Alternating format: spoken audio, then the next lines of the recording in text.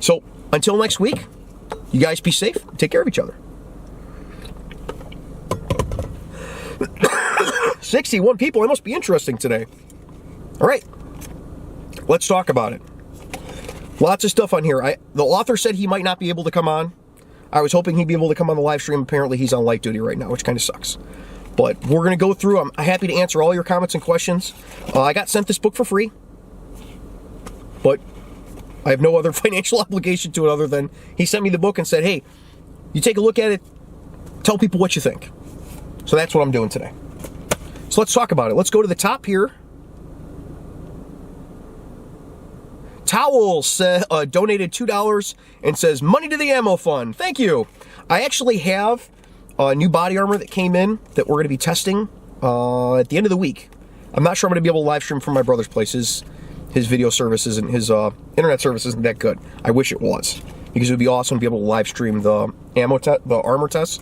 But I've got armor from Bullet Safe Armor. Got a vest, a 3A ballistic shield, and a rifle plate. So that'll actually come in handy. I think I just spent $78 on ammo just for that armor test, which it should be cool. I hope you guys like it, but that's coming up in the future. There's other stuff that's coming up in the future. Let's see, I got my notes here. Hold on. We've got, I'm going to be doing a video about tourniquets. Some new information that came out I didn't know when we were originally doing the videos about Stat Tourniquet. I was discussing back and forth with some people that were PMing me. They're like, hey, the Stat Tourniquet thing, there isn't any independent testing on this. And then a company called Crisis Med actually did a little compressed study with them and found out they were having some very serious problems with Stat Tourniquets. So there's going to be a video out in the near future as soon as I can sift through all of the good and bad info to try to give you guys an idea of what's going on with them. For right now, I had to pull all the videos, almost all the videos, with Stat Tourniquet because we're not sure about their actual use and effectiveness. So there's some of that coming up. Good and the bad. I'm not afraid to say when I'm wrong. I said it was a good product, and information changes, and I don't want to continue giving you guys bad information. I want to be upfront with you about it. Safe Life Defense just came out with their duty belts, and we're going to be taking a look at one. We took a look at one on Instagram really quick, but we're taking a look at one and doing some durability testing on Safe Life Defense duty belts. Nick over there at Safe Life Defense seems to think that you could tow a truck with it. We'll find out. And I've got a new Ear Pro coming in, and educational videos about Ear Pro, because that's something we haven't come up with before. People asked about Ear Pro, and so contacted a couple companies, got some samples of some of the newest and coolest stuff that's on the market, and some old stuff that you're going to learn new things about. That'll be fun. And there's going to be more Be a Better Driver. I've got some Be a Better Driver stuff coming out, and I'm sure there's other stuff. Proper sent me a new coat. A new soft shell coat, so that's pretty cool. Been wearing that at work, even though it doesn't have patches on it. Shh, don't tell anybody.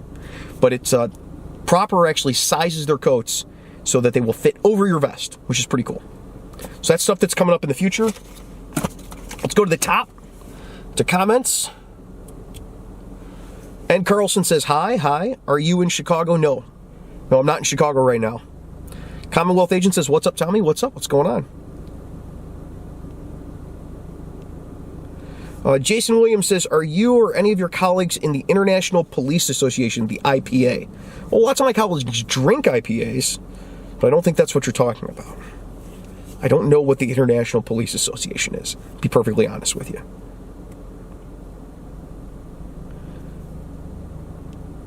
Tier Talk Corrections came on and said hi.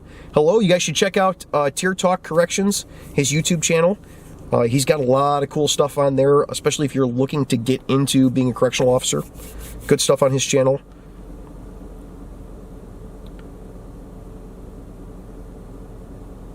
Our Commonwealth Agent says, rookie book, that's what the beautiful process of FTO is for. LOL. It is. And this can give you a little bit of a leg up. And like I said about field training, field training is only as good as the FTOs that you get. And some people have more experience doing other things. So if you were to have me as an FTO, for instance, you would get a whole lot on this murder section that isn't in here. A whole lot. This is pages and pages. The training task book that I use, pages and pages. And every year we add more. Because where I'm at, our FTOs, we can change things in the training task book. It's not like the boss says, oh, this is what we're going to do, and this is what you're going to do. No. It's a group effort. We change things in there all the time. We add stuff in. We had to add in about making sure there's actual scene security that stays on scene in our training task book just recently. And as new things come out, we have to change stuff on it. So you would get a whole lot of that, but you wouldn't get a lot of information about public intoxication calls, because I don't deal with that a lot. I mean, we get people that are drunk all the time, but I don't even think we have a training task on that. But here, page 55 of the book. Public intox calls. Bunch of bullet points for officer safety issues, and then your outcomes and objectives underneath it. Page and a half. Interestingly, about the same amount of information that's in the homicide section, but for just public intox calls. So you're going to get different things from different FTOs, and this is just one guy's experiences and one guy's advice for new cops. So it might just add a little bit of experience that you wouldn't get other places. I tell people all the time I'm not a huge on DUIs, public intox calls, things like that. But this is somebody else's experience in it that might be handy to you if you don't get people. A lot of people get one FTO. They get a sergeant that trains them. And if you're the person that gets that one guy and he's not big on homicide calls or, public intox calls or DUIs or especially traffic crashes, there's a lot of good stuff in here about traffic crashes. This might be a good thing to look into. G. Wagner says, what does it say about high naked people calls the inevitable? Well, we already went over the if somebody's naked, you should probably hold off a little bit, ask for backup. But there's a bunch of things in here about drug calls. 35.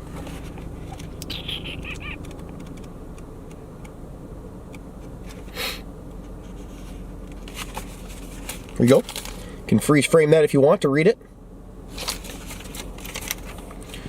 So on drug calls, what does it say about drug calls? It says, secure the scene. Speed kills. You need to detain and secure the suspects quickly before they have a chance to run and or ditch the evidence. That's good advice. Frisk all subjects for weapons. If there's drugs, there could be weapons. Makes good sense. I've noted that as well in my life. If drugs are in plain sight, conduct a probable cause search. If not, then just frisk. See, now here's some legal issues that come in. That might just be a Texas thing. Different states have different rules about when you can search and when you can pat down and what those pat downs and frisks are called. Remember to check surrounding areas for potential stash spots. Also very good advice. A lot of people like to put drugs in electrical boxes. I don't get that. Remember to always wear gloves when searching persons or vehicles for drugs or when handling drugs. I wear gloves anytime I'm searching anybody for anything. Objectives and outcomes. Begin interviewing once all suspects are secure and there are no drugs in plain sight. Try to establish PC for a search. If you have no PC, no witness accounts, and are unable to obtain any information during your interview, attempt a consent search. I don't know about that. Conduct thorough searches on all the subjects. Yep. Ensuring to make sure you get into pockets of jeans, socks. People don't think about looking inside socks, shoes, cell phone cases, etc. And it goes on and on and on about that. So there's lots of stuff in there about high naked people and dealing with drug calls. Tier Chalk asks where everyone's from, and people are starting to put in what towns and cities and everything they're from. Max Klein says, love your videos on Leos and everything you go over about what they go through. I'm happy to help. Part of the reason that we created the channel was to be able to give people who aren't getting information at work, some places just don't have training programs that are any good at all, info that they need to be safer at work, and part of it is to let the public know the things that police officers are going through so they can better understand what's going on when they hear about us in the news.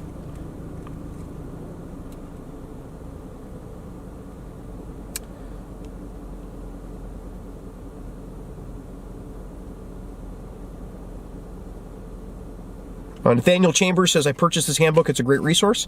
It is, especially if you read it before you're on the call. G. Wagner says, overdose individuals before EMS arrives. I didn't see anything in here about Narcan, although that's relatively new. This might have been written a couple of years ago. So there isn't, I didn't see a section here about Narcan. It would be a nice thing to add. And that's one thing about this book is I could see this having multiple editions and expansions on it. I would love to work on a project like this, where we get 10 or 12 guys together to be writing the rookie handbook, things we want people to know before they become police officers, where people could take different sections. As it is, this is one guy's rookie handbook. It would be awesome if there were 10 authors on this. Cameron says, hi, I work loss prevention, and the amount of times cops have come to pick up people and they don't search them is ridiculous. I see it all the time at work, and it really bothers me. You can't take anyone else's word for it that person was searched. That's how people get hurt. Andrew Ragnalov and Andon Rangelove says, I've been trying to go law enforcement for a year now and joining Army Reserve, still trying to get in. Some ideas make myself competitive. State of Virginia here.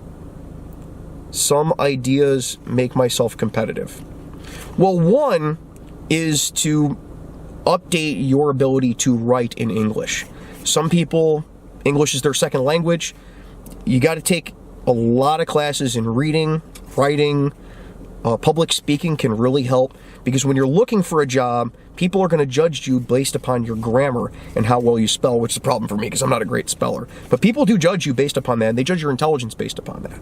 So it's important that you're very articulate both orally and in writing, so that people can understand that you could be a resource to their agency. That would be my advice to you. G. Wagner says, I was about to send you that TQ study, not good. It was a small subset study. It didn't have a lot of participants and a lot of...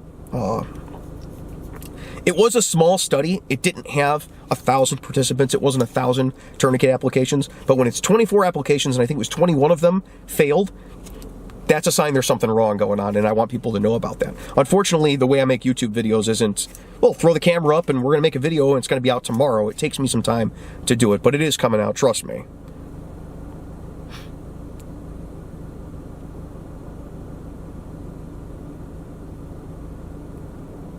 William Wheat says, Towel bought you like 3 rounds. Towel sent $2 to the ammo fund. Well, hey, 3 rounds is more than 0 rounds. And we don't use a lot of ammo when we do the ammo test, the armor tests.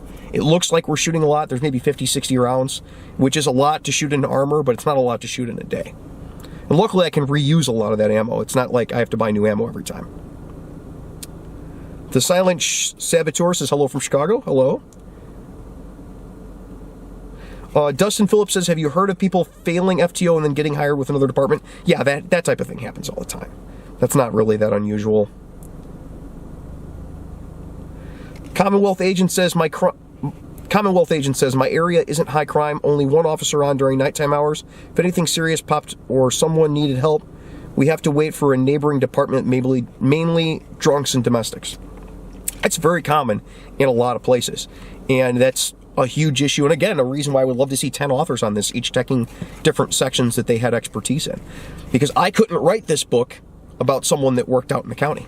I just couldn't. I don't have experience with that. I've had times where I had to call other agencies for help, but it was because we needed 100 cops. It wasn't, oh, I need help for this domestic, and I have nobody. I think maybe that's happened 1 or 2 times. We had to call a neighboring town. And even from a neighboring town, you're talking 5-minute response time when they're driving code 3, not 20-minute response time, like you get guys that are way out in the county. G. Wagner says, wish it mentioned fentanyl concerns in the drug section. I don't remember whether it specifically mentioned fentanyl issues, but I don't remember seeing anything in there about Narcan. Good note for the author, though, for the next edition of the book. Aaron Hudson says, did as you said in the live stream, I'm thinking about a Glock 19 Gen 5. Thoughts? Glock makes a great duty handgun. They make a great concealed carry handgun. And the 19 is a great place to start if you don't know where to start with handguns.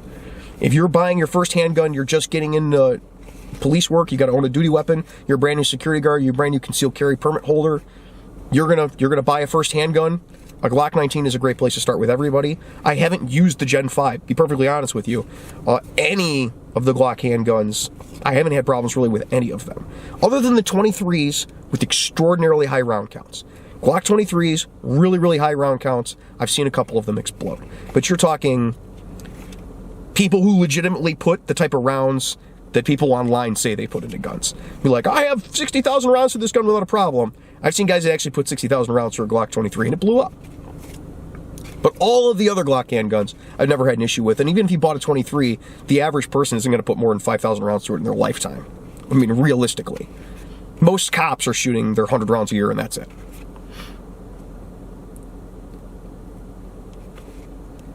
G. Wagner says, is there a medical section on sulfate or buddy aid? I don't remember seeing that in there.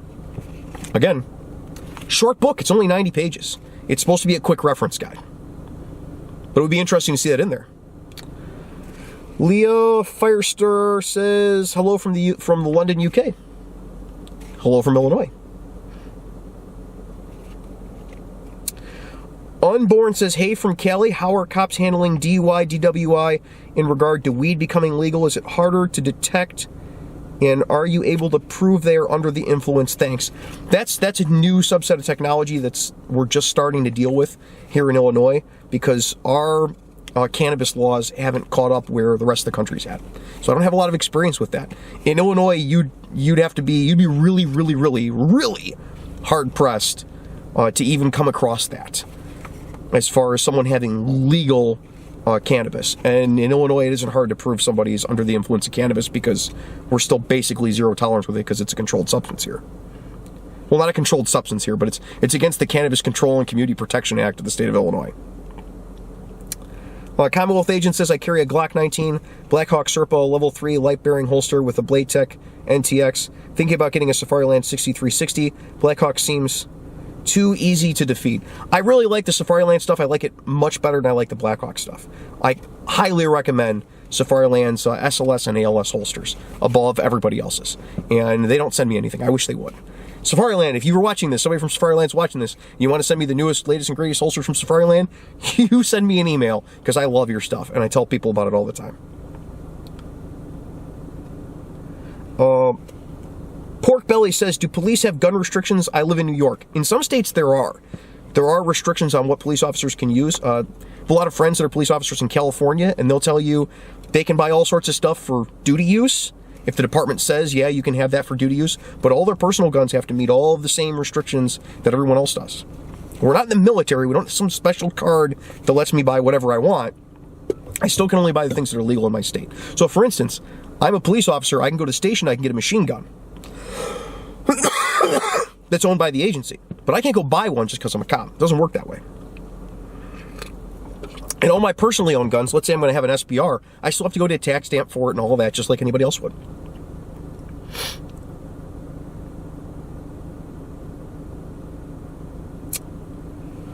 Riptech says, are you a police? Yes, I'm a police officer. I work for a municipality in a suburb in the south side of Chicago. So, I could actually, if I had a bow and arrow, I could hit Chicago proper from where I'm at right now.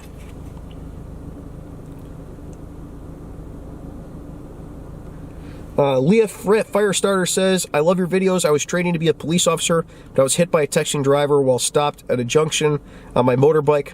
What do you think of texting drivers? It's anytime people are distracted while they're driving, it's a bad thing. And when I'm doing my videos, I have to be very careful about making sure I'm spending more time watching the road than I am talking to the camera. And it's a weird thing to have to, balance. But texting while you're driving, and especially the issue has become, people used to actually be able to text while they were driving. When I first started driving, you could hold the phone and you could just, by the feel of the buttons, push buttons and text something and send it without ever having to look at it. People could type on their phone and it wasn't a big issue. When texting and driving became a big issue is when we had smartphones that you don't have physical buttons, and now you gotta look at the thing and pay attention. And then when it became super illegal and everybody started pushing about texting and driving, people started taking the phone and sticking it down here so the police couldn't see and looking down and texting. Now, not only are they texting and driving, not only is it a split attention problem, but people are now looking down instead of looking up where the road is. And it's become a huge issue here. Cameron says, can police carry off-duty in different states? Full-time police officers, anybody covered by LEOSA, can carry off-duty anywhere in the United States that isn't federal land. There's some issues with it, but as a general rule, I, as a police officer who's full-time for a government here in Illinois, can carry in any state. As a general rule.